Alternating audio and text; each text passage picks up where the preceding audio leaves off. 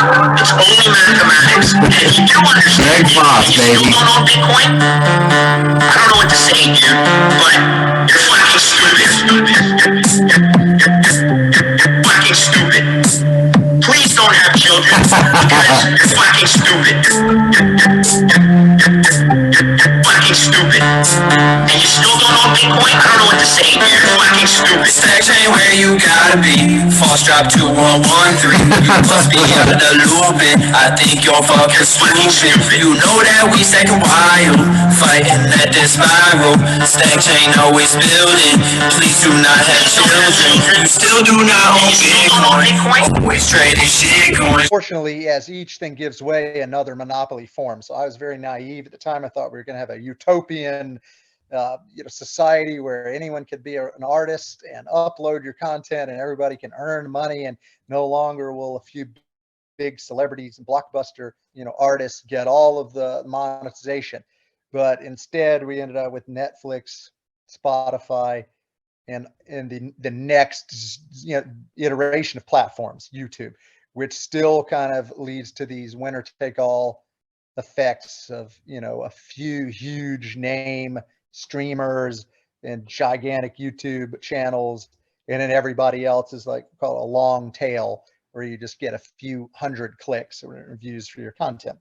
So obviously, we didn't solve for this problem the way that I thought we were going to kind of open up. It has helped a lot more people to become creators, but on the flip side of that, there's infinite amount of content production because cost goes to zero of making content. So therefore you'll just have an infinite amount, and then you divide that by a finite number of humans that can consume it and pay for it. That basically means everyone will go to zero. You'll always earn zero over time.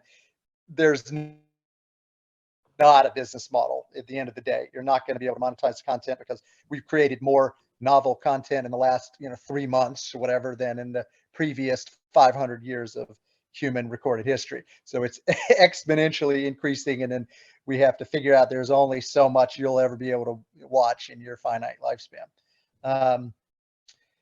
So that's kind of where I was clued into this world and ended up connecting to Bitcoin because it was announced on this same mailing list that had been cataloging all kinds of novel emerging attempts to do open source models in the real world. For example, there are people trying to do an open source car. They were going to release the first, designs where you could build your own car and try to challenge the proprietary, model of Ford and Toyota that, just makes this, for over 100 years since Henry Ford launched the Model T, right? This has been that industry was consolidated, and then you've got your dealerships that receive inventory from the manufacturers and sell it at the suggested manufacturer's price, right? So there's this whole vision for how do we democratize all of these different areas of innovation and basically break open the whole tool chain to where we're liberated from this kind of model of predatory, capitalism or, neo-feudalism, which has been kind of unfolding over the last 50 years we've watched, and again, a lot of that actually has to do with going off the gold standard. And as I didn't connect until a bit later when I got more into Bitcoin and saw all of these things also converging to, what happened in 1971. So that's why I originally got exposed to Bitcoin, but I kind of dismissed it at the time. I had been looking at lots of different currencies. People were designing many implementations of alternative local currencies, things like time dollars, which have been in use since the 1980s. Local exchange trading systems is another. LETS is the abbreviation for that. And so these kinds of things have been attempted for decades, where businesses and other communities will create their own social mutual credit, where you can have a tab at this business, just like your bar tab now, right? And so people have been experimenting with trying to scale that in different ledger systems, which would be kept in local currency, only redeemable for goods and services in that local economy, so that you can't have predatory kind of outside speculators coming in, bidding up. So again, a lot of these ideas, a very rich tradition of this, and then Bitcoin happened to come along. At the time, I thought you would need something more flexible supply that could be probably expanded and contracted, which is why I didn't get it originally. I was thinking, why do you want to make something that's artificially digitally scarce? Because I was very much against digital scarcity in terms of copyright and how they're basically using that to abuse the customers and control how we can share, because I'm against these predatory monopolists. So it didn't quite click for me until later. I kept looking back at Bitcoin and saw that it had gone way up in price in 2013. Then I almost jumped in, and then I finally got in 2017. But then even then, I just got a couple of Bitcoin, and that was as much as I had. And then I thought I'd missed it, right? Because it ran quickly up from $2,500 to 10,000, and they were at 20,000. But I just kept accumulating and continued to average in, and then just buy more and more as I got more familiar with it and more obsessed and confident that it was going to completely, take over and become the reserve currency layer of the planet. And so eventually I came across one episode with Dan Held, and I think Peter McCormick on one of the podcasts where Dan was talking about the energy commodity and the fact that Bitcoin is an energy currency. And again, I had looked at all of these in 2008. That was one of the proposals for some of the people on this mailing list, also trying to design currencies, saying we should just have an energy dollar, a dollar backed by electricity. And it turns out that had been floated in like the 1920s by Henry Ford at the time, but just not implemented. So once I got that, I was like, okay, yeah, I get it. Really is that Bitcoin is going to become this energy backed currency unit. And then I basically went all in on it, managed to sell everything else, any other kind of stocks or assets I had, and just put all available reserves into Bitcoin.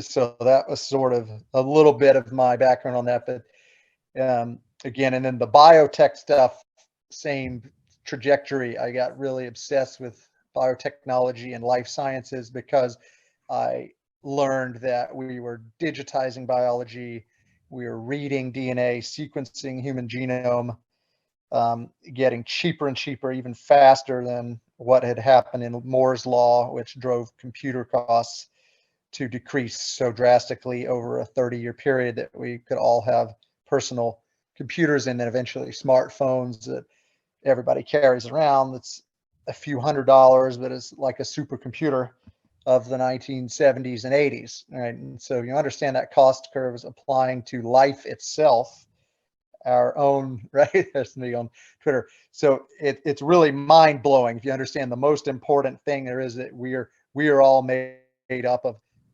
trillions of cells. The biggest thing on earth is programming life, and the ability to actually hack biology. And so therefore it's imperative on us to challenge these big monopoly entities, whether it's Monsanto, which famously has kind of consolidated a lot of the seeds in the world and created these terminator seeds where they sell back the seeds to the farmers, who in many cases, these farmers created a lot of these seeds over hundreds of years of collaborative agriculture. So the history of agriculture has been kind of this consolidation where big multinationals have come in, and now they'll sell you this seed that's programmed to die and only to work with their proprietary Roundup or their pesticide. So it's dependent on that. And it's very bad for the monoculture. So it creates these few breeds that it's very vulnerable to anything that could go wrong if we have a bad pest or an outbreak. So it's highly dangerous, right? So that this was part of this vision. I learned about people who were saying we should bring open source models and principles into biotech, into agriculture, into the life sciences. And what does that look like? Right. And we've, of course, now seen how significant all this is with the COVID-19 pandemic. And what happens there is that, we grant these outrageous monopolies to Pfizer and Moderna, and they have succeeded in unprecedented, contracts that they were able to force through with governments where they have no liability for anything that happens. They got all this. Pfizer didn't directly take the money from the government, but it's like even worse. They were very strategic and conniving about that. But they said a bunch of nonsense about how they were pretending they were going to pledge to not enforce patents on this and make sure they made it available in Africa and developing countries. And of course, as soon as the immediacy was past, they have reneged on that and gone about their usual tactics of the pharmaceutical industry to do this. So that's kind of where I got involved 15 years ago, or a little more than that now, on this biohacking movement, where we're trying to make it accessible and make the tools, the instruments, the equipment cheaper. People building their own versions of lab equipment at home. So if you needed to do a PCR test, you can run your own PCR actually at your house, right? The tools are actually inexpensive to do this. It's just a heating element, and you can do your own swab. In principle, we could all have access to this technology already. The first antibody tests and stuff were done in the 1970s. Like the first at-home test is the pregnancy test, right? That was approved. So it's really kind of another example of outrageous example that we didn't have ubiquitous, super inexpensive antibody testing already, available for things like COVID.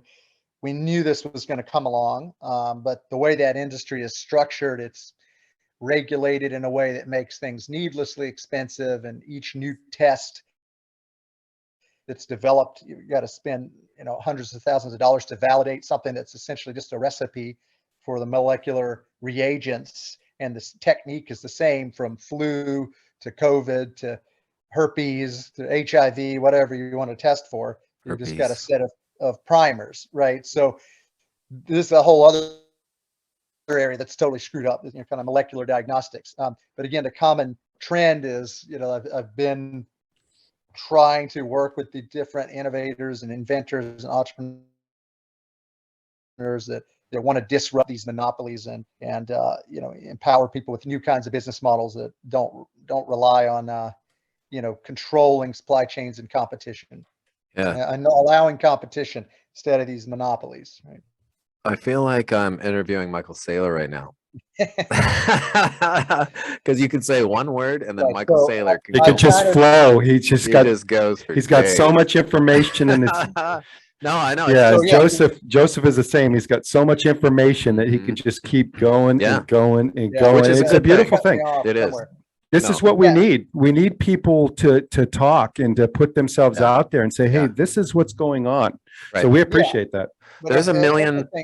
This is the problem. It's like Bitcoin, it's not going to just be Bitcoin. We've got all these parallel movements that people need to know about. And unfortunately, sometimes the Bitcoin maximalist or parts of the Bitcoin community is not as curious as they need to be about certain things. And I get it's painful for me to watch, because then the Ethereum people end up jumping onto some of this stuff. And I'm like, oh, that's not the right foundation. No. It's not the solid foundation. Right. There is this thing they're calling decentralized science, right? Which is quite interesting to me. This is actually important, but it tends to be all these crypto people who are coming over, and then they're trying to create these like NFTs to fund science and grants. And these are not bad ideas. Some of them are interesting ideas, but again, if it's built on this foundation of sand, it's going to lead to ruin. And that's a frustrating thing for me, because I'm like, the Bitcoiners need to be paying attention to some of these other adjacent causes. Like, for example, scientific publishing, that you may or may not be aware of, right? It is owned by a couple of companies. Elsevier owns all of basically like 70% of all scientific publications in the world go through this horrible monopolistic company. It's worse than Microsoft was in the height of Microsoft's abuses in the 90s with the Windows and bundling it, right? And so for 20 years, we've been challenging the for-profit scientific monopoly, oligopoly journals. They started in the early 2000s trying to create this alternative called open access publishing.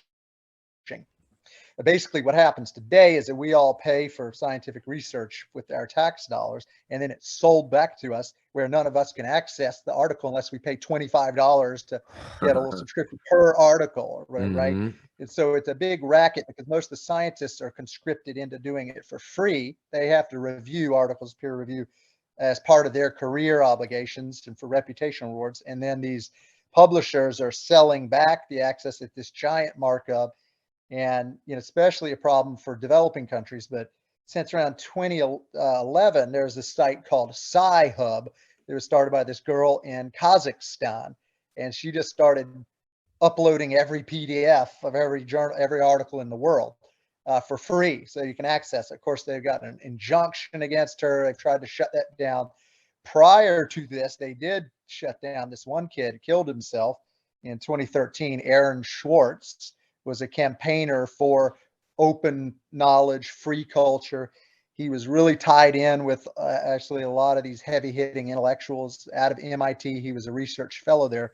And he went in at MIT and connected to a server and started offloading and pirating all of the journals to make it available, as a part of this thing, as being a crusader for freedom of information.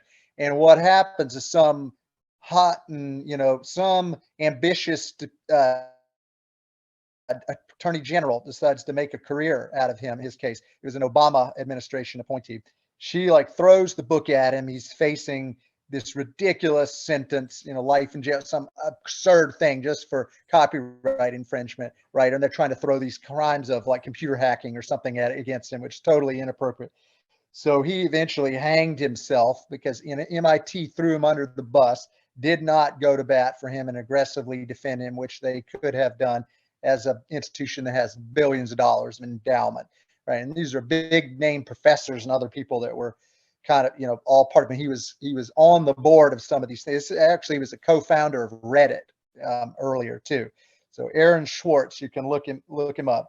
But this happens every time. This is what we always do to everybody, whether it's whether it's Snowden or Assange or anybody that dares to poke the dragon or the bear too much. We basically martyr them, kill them, imprison them.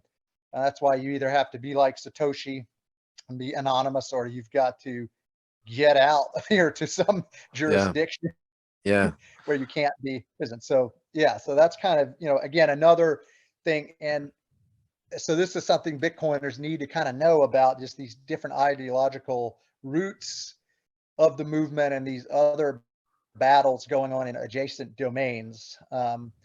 Curiously, Brian Armstrong, the Coinbase founder, has been funding his own platform for doing scientific journals and peer review.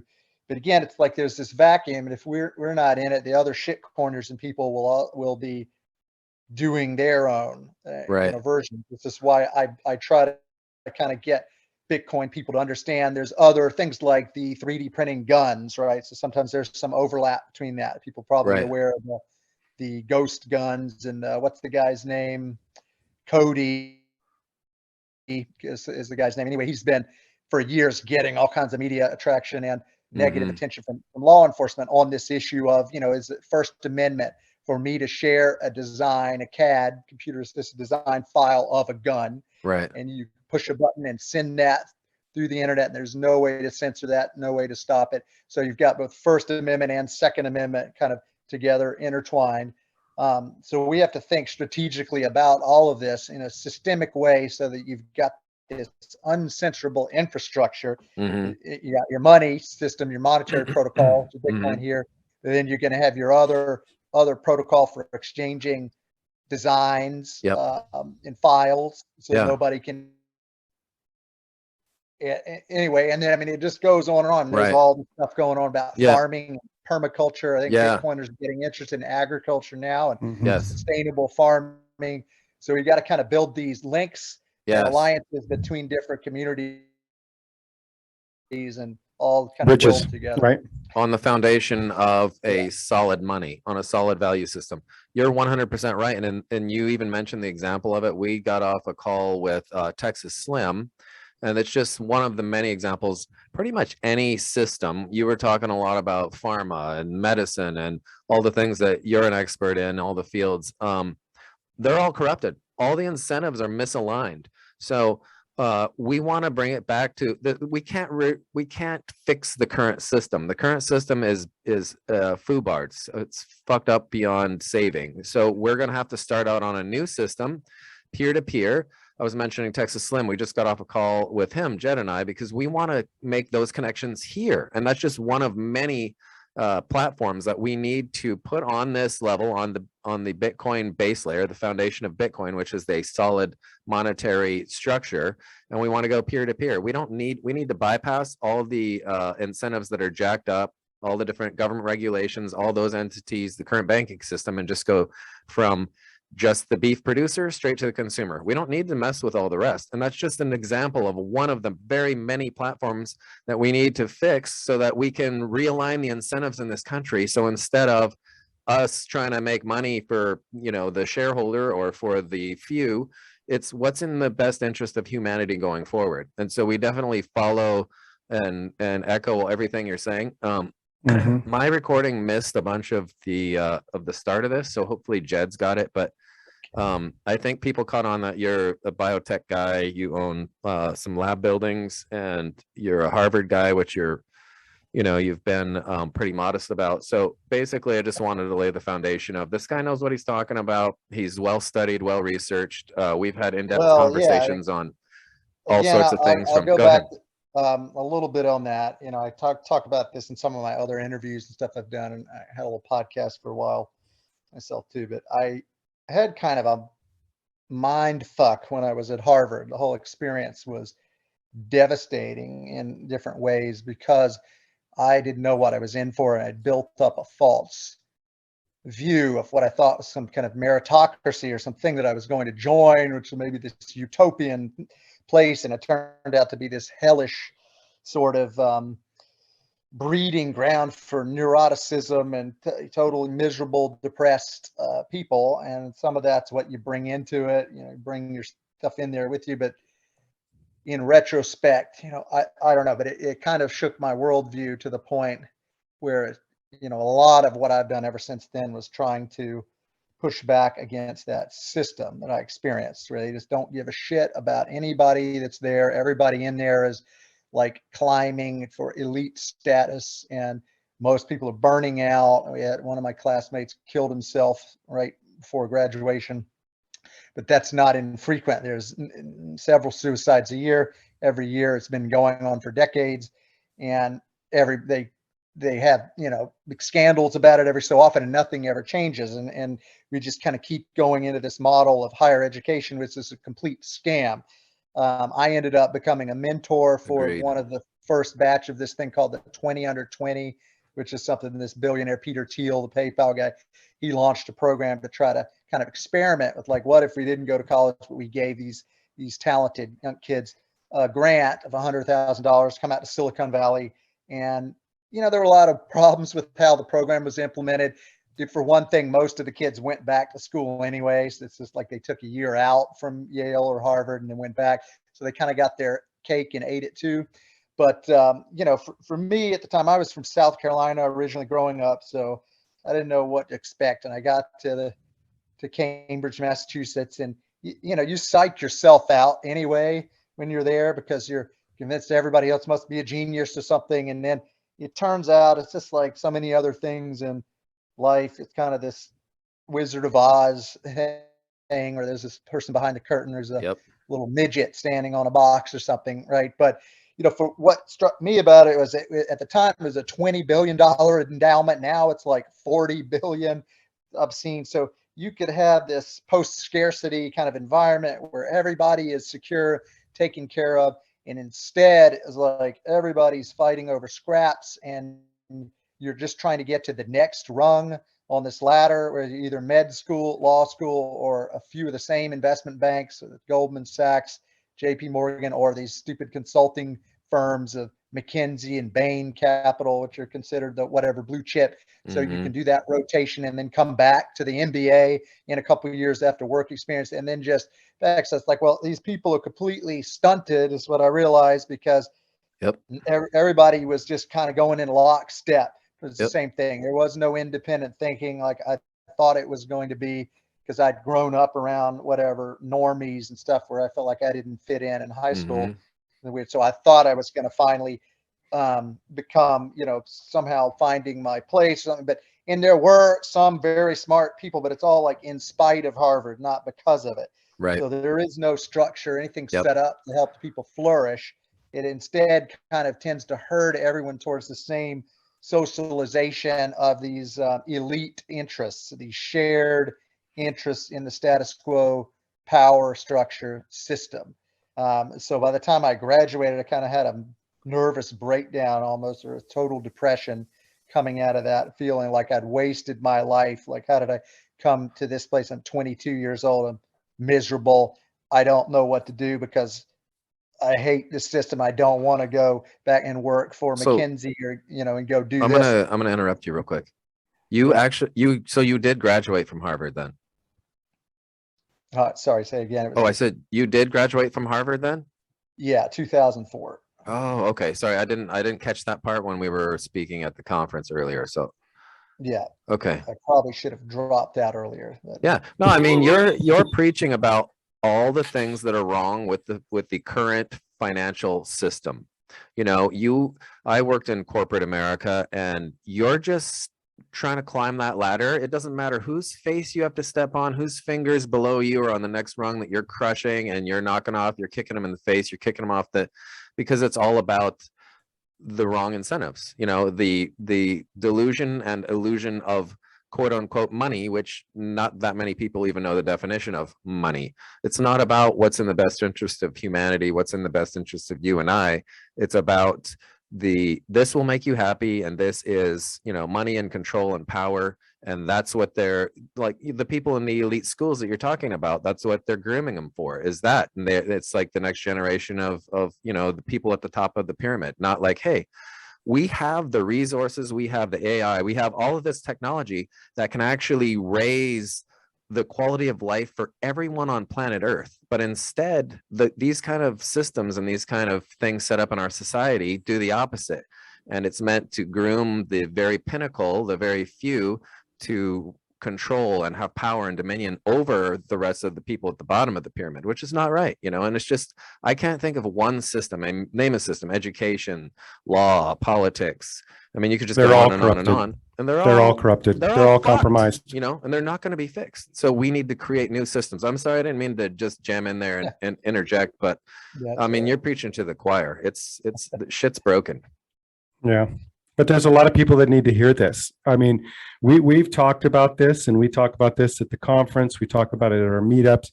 But it's good you're here, Joseph, because this brings it to other people that may hear this podcast who feel the same way and don't know which way to turn. So this is how we start by taking it back, is by trying to educate the people around us. Yeah, absolutely. And this is how we build, like you said, Jed, on the platform of whatever. We exchange ideas and we go, oh yeah, Jed has some great things to say, and he might help the way, I'm a little bit off, and he gets me back here where we can actually build on this great foundation, which isn't a corruptible money like the current system. And we can get back on track as a society now, instead of so far off where humanity doesn't matter anymore. Like the value of a human life is just insignificant, and that's horrible. There's no such thing as love in that system. And to me, that's one of the things that I rarely hear Bitcoin defined as, is love. But to me, it's the closest money of love, because it truly cares. There's truth there. There's responsibility. There's accountability. There's no way to manipulate it through a third party. There's no centralized entity that can manipulate it. So with that solid foundation, then we are able to fix some of these systems based upon that. And I want to do my part. And so even if it is just connecting a food supply system locally, like, let's start with the small things and build on these blocks and build from there and build a better tomorrow for, it's probably not going to be in our lifetimes, but maybe our, ancestors, or I mean, our kids, our offspring, like maybe 2 generations from now will reap the benefits of it. Because right now we're at a crazy apex where we could tip either way. We could go to where we annihilate ourselves as a human race by blowing ourselves up with nuclear weapons, or we could starve 90% of the Earth's population. I mean, we're really close to some insanity. The way the decisions we're making as humans with just energy, for example, or just our food supplies, like it's insanity. Like, who in their right minds are running the country, are running the world, that are making these stupid decisions? It doesn't make any sense. I'll get off my soapbox now. Right. Well, if you look at the people making these decisions, none of them are economists. None of them are doctors. They're career politicians. And that's the problem. We need to get the career politicians out and get people who really know what's going on in there. Well, you know what? When we have the incentives so misaligned like we do now, here's a great example. I don't think I've ever stepped into a bar like Wednesday night at the conference down there, where everybody that I talked to seemed like their IQ was through the charts. I go to the conference. I can't think of one person that I talked to where I didn't feel like I was the dumbest person in the room. Let's just put it that way. Like I was really just sitting in there just going like, I am not a smart man. Right. But I know felt the what same way. Bitcoin is. You know what I mean? Because I was just like, holy shit. Like even like Joseph, meeting Joseph. And I'm like, he's telling me about artificial intelligence. He's telling me about the latest breakthroughs on health and pharmaceuticals and how close we are to, people were freezing their heads because, eventually we can, maybe revive these things. Like it was going deep. It was like definitely bordering on what I could actually comprehend. And like I was having a hard time even. I was super curious because I'm like, oh shit, I did not know that. Like, and then I was being led because I was like, I had other questions and whatnot, and we were, you name it, we were like, oh, injecting human growth hormone into and blah blah blah blah blah, and this is synthetic now, and you don't need to extract it out of there, and we stem cells, and like we were going deep, and I was just like, one of those things where it's like, but then again, there was Joseph's fucking everywhere in there, and this is just another example of our fucking society is topsy-turvy. We have fucking fools making the fucking decisions in our country, and yet we have people who are going, where's my place in the world? Guess what? If this system was right, your place would be up here making the decisions, because that's how your brain works. Like people like Joseph should be making like these medical kinds of decisions for humanity, not some jackass who's worried about a peer review and that has nothing to do with what the facts are. It has to do with the money. Go ahead. I think again, so I overcome really an anarchist, which is, people don't really understand anarchism because it has this connotation of chaos or disorder, right. But it's actually a form of organization, just one in which there is no deference to authority. Right, a decentralized form. Yeah, you don't delegate any final authority or agency to an expert or a person above you in the hierarchy. And again, most of our interactions are a form of anarchy. So it's incorrect to think that this is some kind of anomaly, because most social engagements and a group of friends planning to, again, it happens outside of a corporation. You don't have to call a called order, Robert's Rules of Order with the chairman, or whatever. You just spontaneously coordinate together, and whoever wants to come, throw the party. It's like doing a picnic or a potluck. Most relationships are essentially anarchic if they're voluntary, and you're forming a so it goes deep, right? And so what really is unnatural is the state. That is not a form of organization that has ever historically been very sustainable. Most societies were a form of tribal, sort of stateless society. And what we're talking about in terms of like the nation state, it really only goes back to around like the Treaty of Peace of Westphalia in 1648, after kind of the end of the 30 Years' War. That's when these modern kind of integrated nation states began to take shape. And it's even more, recent than that in terms of, the 20th century is the kind of first era of total war, where you had World War I and World War II, where these, but it used to be that the king and nobles all checked each other's power, because you had the king who was up here, but you also had the church who was colluding with the monarchs to kind of prop each other up. And the king got the legitimacy from the church, was saying that the king is divine. But if the baron and the duke didn't like it because he's taxing them too much, he'll push back against the king. And then you had your peasants down here, the serfs. So it was a lot more decentralized actually in the feudal system. So there's nothing inevitable about this system of government that we have now. And I am really for people just kind of making decisions for themselves, where no one can compel any sort of compliance or following it, right? So you would just not have entities and then bureaucrats like Fauci or whoever there, because they would simply be, it would be a much more decentralized way that expertise and things were recognized. It would be kind of organically flowing, where people would gain credibility on some set of topics, once they've demonstrated a track record. But you would always have to explain yourself more. In the current system, there isn't that accountability, because everything's obfuscated by jargon and kind of internal rituals that different classes of professionals all erect in order to wall off their domain. And you can learn to read the primary journals and scientific articles. After a while, you pick up enough to be proficient as a layperson. Unfortunately, the incentives in this system is such that it's impossible to criticize it, whether it's the prevailing theory on Alzheimer's, which has been known for like 30 years to have huge problems, this beta amyloid plaques theory, but all papers, all publications, everything has been around that. So it's been impossible to ever shake free of that paradigm, because you only get cited if you're publishing on this particular target. And it turns out there's fraud that's reviewed every like 10 years. So none of this is surprising. Like, it blows up periodically and the whole edifice is revealed to have been like false or a dead end.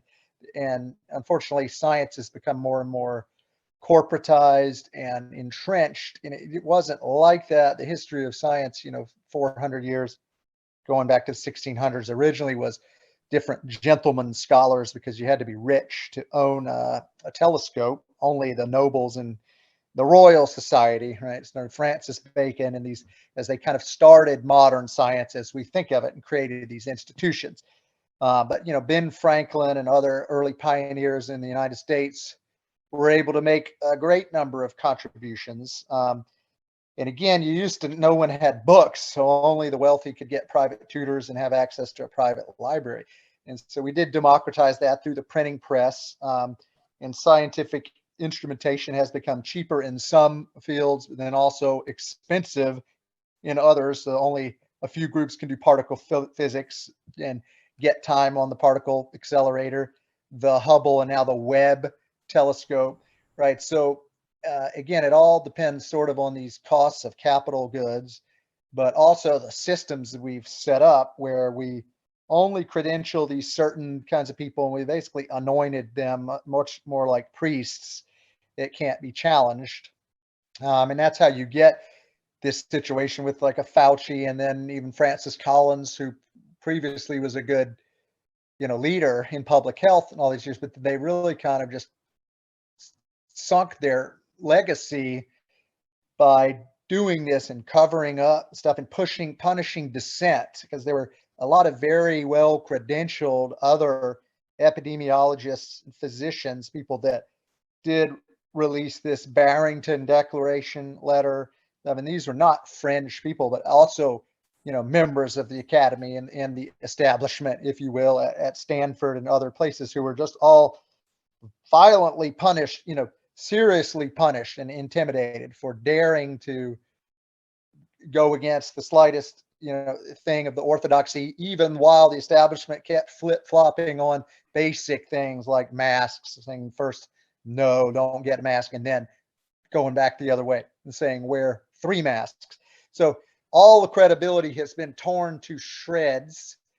It's going to be very hard to build these new epistemological sort of institutions that could be distributed and decentralized in a way that we can move everybody onto that, rather than just, not again going in the conspiracy theory direction, where you're going to get your advice from Alex Jones or whatever, which is the opposite direction, right? But so again, it's like, I would say in my ideal system, it wouldn't be that I would be making policy choice for people, or more like, okay, here's what I'm doing. This is what I think works. So I think this is bullshit. Watch out for what so-and-so is saying. This guru over here is saying this thing, but probably that they have an agenda because they're getting a kickback or a sponsorship from this thing they're promoting, right, on their podcast or whatever. So you always have to do truth in advertising, and you got to look at where everyone has an incentive. We all have incentives. Maybe we're not aware of our incentives, but in the current system that's totally not transparent. It's all covered up and hidden.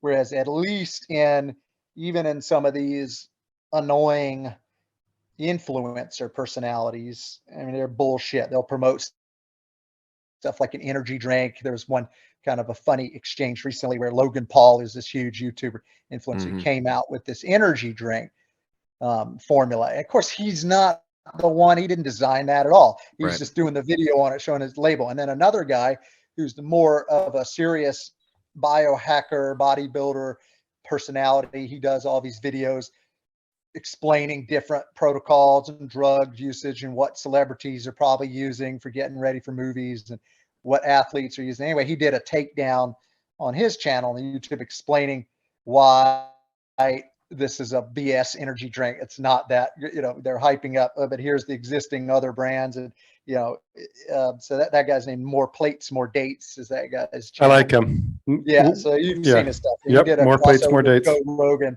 So I think in the future of this kind of anarchic system, you'll have all sorts of voices and different channels and things like this.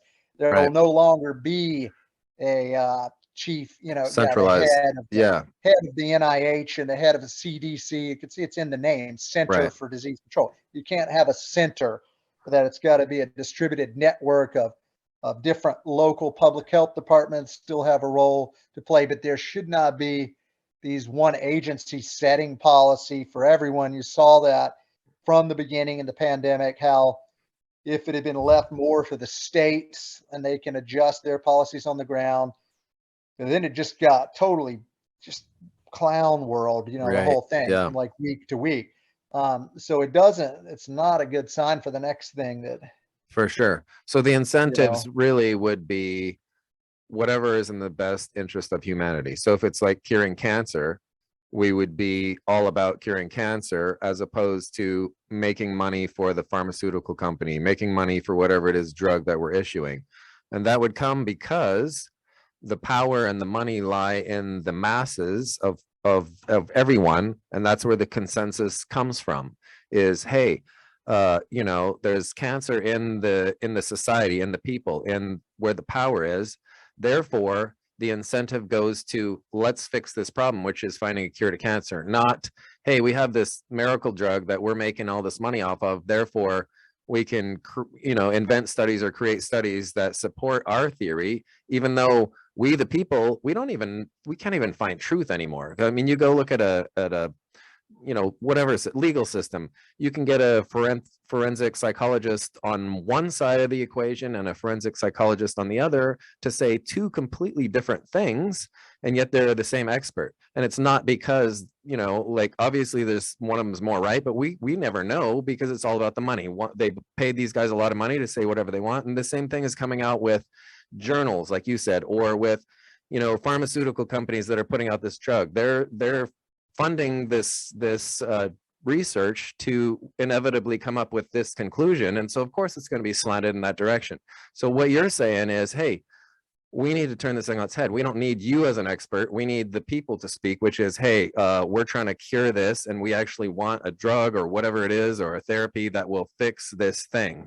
That's kind of where you're going with that, correct? well, there's a bunch of elements to this. I mean, the reason the current system is very slow, expensive to create a drug because then you market it to everybody and it's a blockbuster model. Whereas the future of medicine is going to all be precision, personalized, individual treatments. And then at that point, you don't regulate it in the same way because you're not going to sell this for mass market consumption. It will be more like you're going to have to validate things at the kind of a protocol level, so to speak.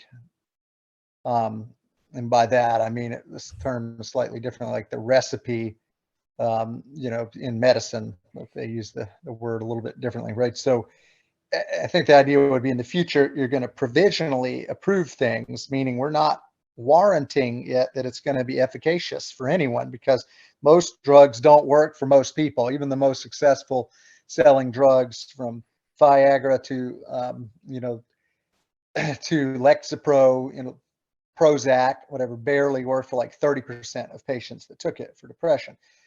So what we need to do is become more humble about this and just say we're going to basically focus on safety studies and toxicology, and say we can get some pretty good data on that and what the lethal dose is. But then after that, leave this to the physicians and the patients to kind of decide on their own treatment and what they're going to use, and not, but that's also been co-opted by the pharma industry. Pretty much has bought out all the physicians because they push the literature on them. It's basically sales material, and to push them and encourage them to prescribe these drugs, because then they Right. all get kind of a kickback on it. So there's a long way to wring out these bad incentives in the system. Oh, wow. Back to, the idea of the law is another thing. We're going to have to fundamentally reboot legal systems, because it's gotten so litigious and Right. so broken that There- you're never going to be able to have a realistic system unless we move to what's this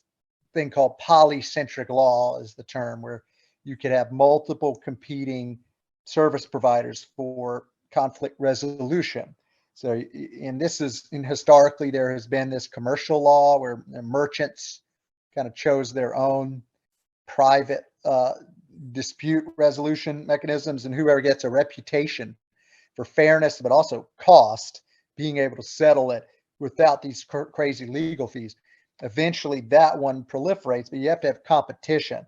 You can't just have one monopoly provider. So there's a lot that can happen with Bitcoin there. There's a guy you may want to look up. He's a lawyer that's written a few pieces and a blog and a newsletter on this, called Aaron Daniel. And he has this piece about what happens to litigation and torts stuff when everybody's holding Bitcoin, because you can't recover the keys from someone. So how do you get damages if we're all on a Bitcoin standard? And so I think the answer is something like, if we agree to use this city as our legal services, we all stake this amount of Bitcoin in a multi-sig wallet. And that way, if I cause an accident to somebody, I can be held accountable in that zone, and I would forfeit my Bitcoin that I've staked. So if you want to benefit from the legal protections of this zone, Yeah. then you've got to sign, your thing, your private keys. And if you're a good citizen of that, maybe, you never have anybody go against you. You never have a claim go against you, right? Then maybe Yeah. you get it cheaper over And time. If you're a bad one, you have to insure extra over time Yeah. because you're a bad actor. And there's credibility given similar to like peer reviews in like an Amazon seller or a Airbnb rating or something like that, where actually the power is coming from the voice of the masses versus a few at the top. Something like Right. that, But right? I mean, your point about like the expert witnesses, Yeah. our system is not set up in a way to get at the truth or Right. to really have reconciliation. It's just set up as a adversarial type of justice, and not all legal systems are set up that way. There's this other tradition of dispute resolution where you delegate to an elder in the community, and you have these circles. And if you can't agree on that, and you appeal up to the next one, but it's Right. much more focused on arbitration and Right. dispute resolution, like between like- the families or whatnot. Whereas Yeah. now we've got either this crazy idea where the state is going to prosecute the public interest, even if there's like no survivors to the family. Let's say there's somebody murders somebody, there's no longer a concrete set of victims left. So it's like, what purpose does it punishing this person serve?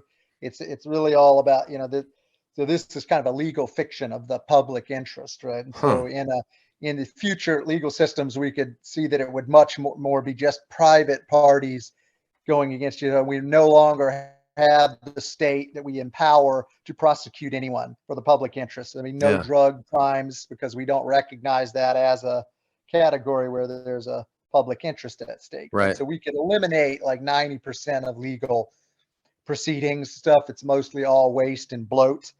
And then, rarely would things have to rise to the level of that legal dispute. Yeah, that makes a lot of sense, and it hits home to me because I've had dealings with the legal system. Plus, I was married. Wife number 3 was a lawyer, so it's almost like they bring that whole life home with them, because it's all about manipulation and definition of words and blurring truths, and and then it's, especially when that's involved in your personal life, it's like you're not even in reality anymore. You're in this external world of like mind fuckery, where it's just, and that seems where a lot of the current legal system dwells, you know. And I'm thankfully I'm not a part of that anymore, because you know that was divorce number 3. But it's delusional, man. It doesn't operate within that reality like you were defining earlier, like, you know, caveman days. And we can actually take a lot of our current life and go back there and go, okay, in order to eat, you need to contribute in some way. It's like Jim's that gathers the firewood, you know, Betsy cooks, he's in charge of getting the meat. And really, we still need to, in our current society, we still need to provide this value to other citizens, you know. But a lot of the time we just go ahead. Yeah, so just one point on that. So Oh, go. I actually think there's more than enough abundance and productive capacity to go around, and then some. So there's these interesting movements that have happened on Reddit called anti-work. You probably saw the poor guy. They went on Fox News, something, they kind of picked him apart. He was like a loser dog walker guy. So he wasn't a great representative of this, but Right. and then in China, it's called lying flat, or Oh, let it yeah. rot. Yep. Entire generations of Chinese are just like refusing to do this because they see it's a rat race treadmill where you never get anywhere, right? So I would say there's more than enough material, technological know-how to basically, if we had to, you could pay millions of people to stay at home, just as long as you stopped Sam Bankman-Fried and these other super parasites from wrecking everything Right. every few decades, right? Yeah. Yeah, Bernie Madoff, you got these balloons, Warren Buffett and Bill Gates, these horrible bad actors. So it's not that there's this problem of freeloaders. People, if anything, these incels and people in the basement are mostly harmless. It's kind of a tragedy for them that they're sitting home and jacking off or whatever. But most of the time they're harmless. They're not out there shooting up the school, although that does happen from time to time. So I don't buy into this. I've always pushed back against this bullshit like Protestant work ethic thing, because that's a lie that rich people say. Rich people never work. So if you look at this, like the high wealthy people don't actually do labor, but they just try to tell everybody else in the middle class that you're supposed to have this ethic of hustling and working and busting your ass. And it's all kind of a farce, because where does wealth come from? It's ownership of assets, not from labor. So you never really get anywhere, get ahead by just laboring and selling your time. Everybody that's built wealth has had ownership of something, whether it's land or other capital tools of production, right? And so in order to fix this, the idea hopefully of Bitcoin is that we get this asset in the hands of everybody, and then you have something, even if it's not a directly productive asset, because it's not giving cash flows, whatever, it's capturing the upside of everything that's done in any given year. So all productivity gains of any other invention and energy increasing, harnessing more energy, all that accrues to Bitcoin eventually, and acts like this permanent, savings account that accretes value to it. I don't want to come off as not agreeing with you 100%, because if you listen to other podcasts I've done, I spew the same thing, saying, especially with where we are as far as technology, robotics, AI, farming, with all the advancements that we've had, the value that I'm talking about contributing even is like investing time in your children's lives and providing art or things you're passionate about, because there's no reason that you need to be working 40 plus hours a week with where we are. If you actually look and see where the wealth is located in the worldwide, it's in like the vast amount of wealth is in a small fraction of the hands of the world. And that shouldn't be. We should be in a world where we are right now, as far as technology, and where the quality of everyone's life should be much, much higher than it is. So I definitely agree with you. So if I came off thinking, you thinking like, oh, everybody needs to go out there and work by the sweat of their brow and everything else, that's not where I was going with that at all. Yeah, there's a lot of, in the Bitcoin community, certain right wing or more on the right sort of elements. And there's a lot in the Austrian School of Economics stuff, which kind of has a more narrow view of of humanity and economics. So the problem with this idea, they'll say something like, people will always retort, why don't you get a job, right? But it's Right. kind of a stupid criticism to make because I most agree. jobs suck. Yeah. And so Oh, you're not being really engaging with it. These people are not going to get a job. First of all, there's not really any good jobs. Maybe there's some horrible job available, I right? So we're concur. not solving this problem of how do we automate the undesirable jobs in the world. It's Yeah. just not realistic to tell all these people that are fed up with the system, why don't you get a job? You're not Right. engaging with their legitimate criticisms of this system. Yes. And the other thing I say, I'm not advocating like redistributing resources, trying to take from the rich I and 100% share agree. around with the poor, right? I think this is Yep. something also gets people confused about, or Yep. like advocating socialism or something. The point is that under Bitcoin standard, there are no billionaires because that cannot happen. It cannot accumulate massive choke points on resources. Yeah. Something like Bill Gates is a freak show anomaly. It would never happen under a functioning economy with competitive markets.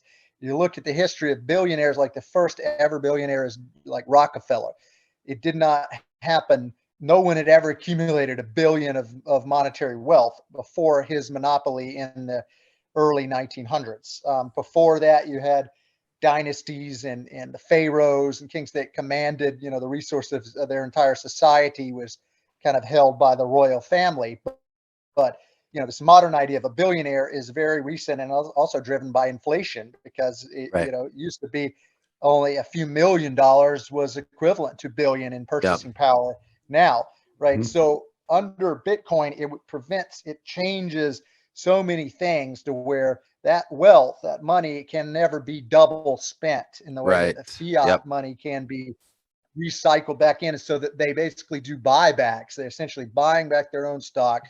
They're pumping the economy and grabbing up more hard assets. That's why Bill Gates and these guys can do this with their nonprofit. They can launder their reputation and their money tax-free into their foundation, then do these side deals that let them basically buy up the farmland. And they're very smart in what they're Yeah. doing.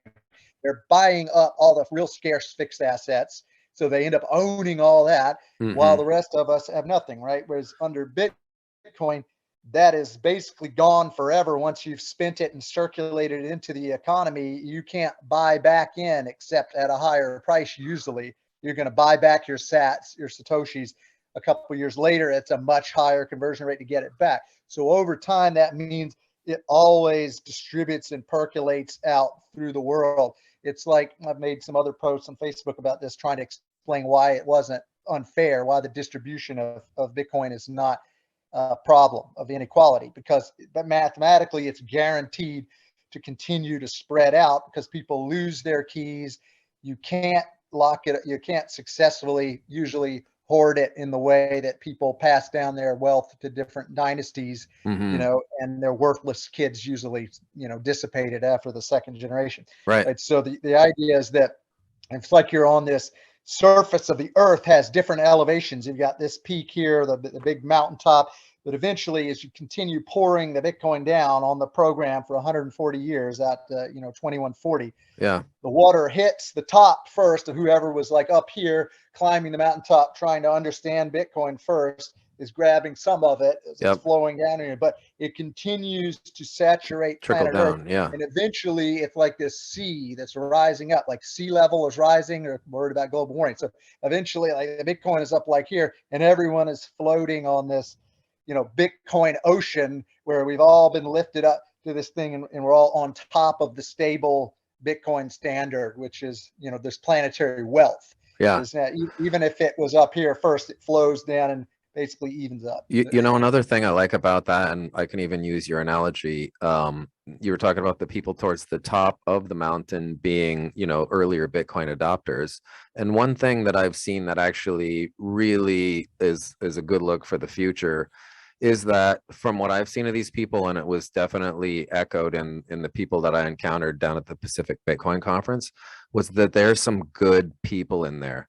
So unlike right now, where a lot of wealth concentration is, it's self-centered and self-serving things, a lot of the people that I encountered in these early Bitcoin adopters, the people at the top of this mountain that are some of the ones who I mean, inevitably they're going to end up with a little bit bigger of a stack. But like you said, I agree with that, because this is something that I've pondered too and thought, well, what about how this is, allocated? And what if, yeah, all these people started out great, but meeting these first adopters, it's huge, because I'm like, man, that is where we want some, because it's going to represent power at some point. It's going to represent like, hey, you know what, he has a little bit more resources or a little bit more value, and he'll be able to wield that. And I'm really happy with where that's going, because these people, for the most part, I know it's generalizing, but like I said, like 90% of the hands I shook down there were some good-hearted people in there. So I kind of like that analogy, and I like the early adopter crowd, because I mean, I'm definitely of the same mindset as them, and we're thinking in terms like you're thinking, like, hey, things are screwed up, man. Like, we need to do our own reset, and we need to have our own revolution, because the way we're going, we're going to be society's screwed. Humanity's not going to be interstellar, interplanetary. We're going to be toast well before we get burned up by our own sun. You know what I mean? So I really love that analogy, and I really, I just wanted to build on that part about, hey, those guys at the top of the mountain, from what I've seen, there's some good people there. Absolutely. I concur with everything you said too about, the distribution of wealth, and you won't have that, huge, sums of Bitcoin with one person, right? Because they're going to have to distribute that as well. They're going to have to be spending that. They're going to have to be paying in that. You're not going to have inflation that's going to allow them to hoard that, and then more Bitcoin are coming on, right? It's going to be a finite supply. They may accumulate a lot of Bitcoin, but they're also going to be spending a lot of Bitcoin, because it's a finite amount. So they're going to have to put that to work. It's not that they're going to be getting free money from the government that they're going to put to work, right? Yeah, I mean, I've been trying to model some of this out, and it's very hard to think in terms of that, because we are so stuck with inflation for all of our lives that you would have, something like this concept of deflation adjusted Bitcoin instead of inflation adjusted dollars. Yeah. So such that, 10 Bitcoin today would be equivalent to 1 Bitcoin 10 years from now. So you're looking at the value of your house, and it's going to keep dropping in Satoshi terms, but staying constant or whatever in real nominal terms. And then so you can realize, I can spend 9 Bitcoin and I can spend 1 Bitcoin a year, whatever, but then 10 years from now, I'll still have the same wealth that I had holding 1 Bitcoin now that I did in 2020 with 10, and now it's the year 2030 and my 1 Bitcoin. Right. And so you could get, and it really starts to invert. It's just hilarious. Change how we calculate everything.